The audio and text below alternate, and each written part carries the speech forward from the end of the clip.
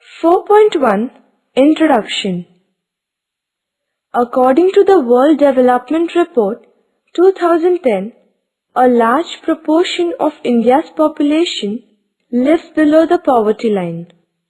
To reduce the extent of poverty, Indian government has made a provision to supply essential goods at a reasonable price to them.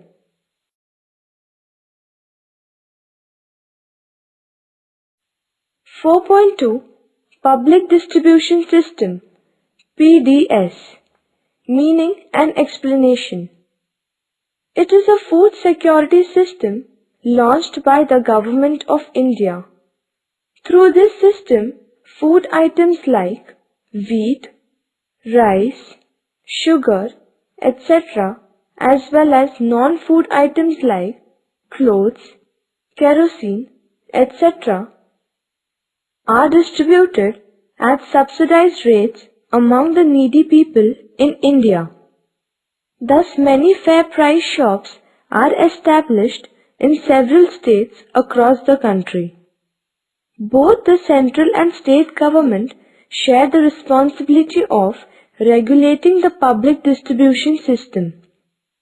The central government is responsible for storage, transportation, and allocation of food grains, whereas state government holds the responsibility of distributing the food grains to the consumers through fair price shops. State government are responsible for operational activities like identification of families below the poverty line, allotment of ration cards, supervision of functioning of fair price shops, etc. 4.3 Objectives of Public Distribution System. There are two main objectives of public distribution system. 1. To provide essential goods to the consumers at reasonable and subsidized price. 2. To maintain minimum nutritional status of the population. Thus, public distribution system helps to put an indirect check on the open market prices of essential goods.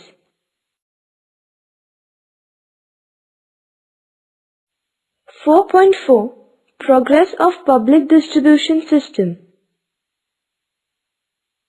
Public distribution system has come into existence soon after the Bengal famine in 1943. Through this system, a network of fair price shops is established to distribute food grains in the country. In India, the number of fair price shops was nearly 47,000 in 1960. It increased from 4.58 lakhs in 1999 to 4.74 lakhs in 2002 and 4.99 lakhs in 2011. The offtake from public distribution system was nearly 19 million tons of food grains in 1991 to 92, but recently it has declined. It is because the difference between the open market prices of wheat and rice and price determined by public distribution system is reduced. 4.5 Drawbacks of public distribution system. 1. Limited benefits to the poor. Under PDS, food grains are provided to ration card holders only. These ration cards are issued on the basis of residential address. So seasonal migrant workers and homeless people are not able to get its benefits. 2. Regional disparities. Some regions are well developed while some are less developed. In some states, large number of families are below poverty line. But the offtake of food grain through PDS is not accordingly. Due to this regional imbalance, most of the people are deprived from the benefits of PDS. 3. Urban bias. Nearly 75% fair price shops are in the rural areas, but the offtake of food grains through PDS is more in urban areas. The transport system in villages is not as efficient as in cities. Due to this, at times, food grains, kerosene, etc. are not available in most of the fair price shops in rural areas. 4. Inefficiency of Food Corporation of India. It is the duty of Food Corporation of India to supply food grains for distribution through fair price shops. But there are some inefficiencies. Excess stock of food grains is not stored properly. Therefore, it creates scarcity of food grains even after an increase in production. There is a pressing need to eliminate these drawbacks.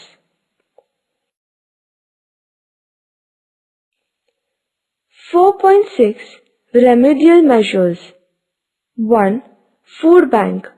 It is essential to establish food banks and to modernize godowns in every state, so that food grain can be properly stored. 2. Extension of the coverage of PDS. The coverage of PDS has to be extended so that no needy person will be deprived from the benefits of PDS. 3. Restructuring of PDS. It is necessary to check various malpractices in PDS. Rationing officers must visit fair price shops frequently to know their problems. It is necessary to eliminate bogus ration cards by raids of flying squads. Cost of handling goods and transport cost has to be reduced. 4.7 Consumer Protection. A person who uses or consumes goods and services is called as a consumer. A consumer is defined as a person who acquires goods and services for direct use or ownership. If the consumer acquires goods for resale, then he is not considered to be a consumer. The consumer derives satisfaction from consumption of goods and services, but sometimes they are not satisfied due to malpractices followed by the seller. A. Sale of adulterated goods. B. Sale of defective goods. C. Using false weights and measures. D. Hoarding and black marketing. E. Charging more than maximum retail price. F. Misleading advertisements. The consumers have to be protected from the loss caused on account of defective goods and unsatisfactory services. Consumer protection is a legal provision to ensure the rights of the consumer. Rights and duties of a consumer. In India, the Consumer Protection Act was passed in the year 1986 and it came into force from 1st July 1987. Food adulteration. It is a process by which substandard substances are added to food items by which its quantity increases but its quality decreases is called food adulteration. Some adulterants are visible like stones, leaves, soil, etc. Consumers can remove them, whereas some adulterants are invisible. For example, milk adulterated with water or chemicals, pulses adulterated by artificial colors, etc. They are very harmful as they cannot be removed easily. They may lead to serious health problems like cancer, paralysis, diseases of skin and eyes, or even death. Food adulteration adversely affects the health of the society. It is a serious social crime. Therefore, it is a moral responsibility of all of us to restrict food adulteration for healthy and strong India.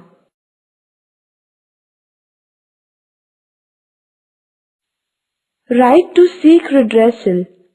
Consumers have the right to seek redressal of their grievances related to price and quality of goods and services. If required, the product must be repaired or replaced by the seller or manufacturer. The consumers' redressal agencies include the District Forum, the State Commission, and the National Commission. The Supreme Court is the final court of appeal and verdict. Right to consumer education. The consumers must know about the relevant laws to prevent unfair trade practices and to follow the procedure while making complaint. Right to clean environment. Everyone has the right to enjoy a pollution-free environment. If anybody creates pollution by means of garbage, air, water, noise, etc., a consumer has the right to lodge a complaint and to seek its redressal. Main objectives of Consumer Protection Act. 1. Providing better and all-round protection to consumers. 2. Making provisions for a simple and speedy machinery for redressal of consumers' grievances. It provides a statutory recognition to the following rights of consumers.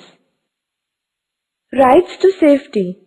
The consumer should be protected against goods and services which are hazardous to health. For example, protection from defective vehicles, inferior electrical appliances, harmful pesticides, etc. Right to be informed. The consumer must be provided with accurate information about quality, purity, price, quantity, and the standard of goods and services. Right to choose. Consumers have the right to make a choice from variety of goods and services as per their purchasing power and preferences. Right to be heard.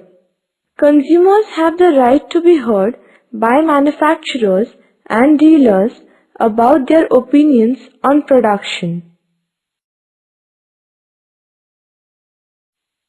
Duties of a consumer. Be quality conscious and aware of rights to restrict business malpractices. Beware of misleading advertisements. Insist the seller to give a bill, receipt, and guarantee card. Compare the quality, price, durability, after-sales services, etc. of the product. Carefully inspect variety of goods and make the best choice. In India, 24 December is the National Consumers Day, while 15th March is World Consumers Day. Lok Adalat is an effective source of rapid redressal in our country. Consumers' protection is a social responsibility. So various consumer organizations are actively functioning worldwide. Targeted Public Distribution System. Since June 1997, a dual pricing structure was introduced under targeted public distribution system. Accordingly, the target was to distribute food grains at reasonable prices to the needy families above poverty line, at a very low price to the families below poverty line. A ration card is essential to obtain food grains through public distribution system. It has the information of number of family members, and accordingly food grains are supplied through particular fair price shop. The government of Maharashtra provides a ration card of a particular color as per the economic status. Generally, white ration card is given to those families whose annual income is more than rupees 1 lakh. They are excluded from the benefits of public distribution system due to high economic status. An orange ration card is provided to those families whose annual income is between 25,000 to 1 lakh. They get 5 kg rice, 5 kg wheat and 2 liter kerosene per month at lower rates than the market price. Families below poverty line have yellow ration card. They get 25 kg rice and 10 kg wheat every month at a subsidized rate. Under Antyodaya scheme, very poor people are provided with food grain at the lowest price. Under Niradhar Yojanas, senior citizens below poverty line are provided 10 kg rice free per month through PDS.